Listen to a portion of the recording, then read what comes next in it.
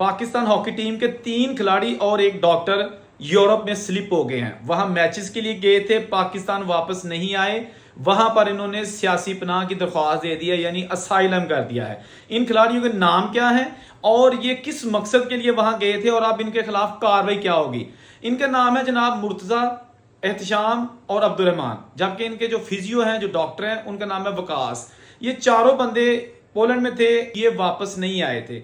जब इनकी गुमशुदगी की इतला मिली, गुमशुदगी तो नहीं कह सकते, यानी कि वहां स्लिप हो गया और वहां पे पॉलिटिकल असाइलम कर लिया कि हम पाकिस्तान नहीं जाना चाहते, हमें खतरा है वहां पे। तो इधर जो पाकिस्तान हॉकी फेडरेशन के अहदेदारान ने प्रेस कॉन्फ्रेंस की और राना मुजाहिद सेक्रेटरी पीएचएफ ने बताया कि इन चारों के खिलाफ हम कार्रवाई के लिए वफाकी वजीर दाखिला को दरख्वास्त लिख रहे हैं ताकि इनके पासपोर्ट भी कैंसिल हो और इनके खिलाफ तादीबी कार्रवाई की जाए, जबकि हॉकी की तरफ से इन पर तायात पाबंदी आयद की जा रही है। ये चारों लोग जो है ना, ये अब यूरोप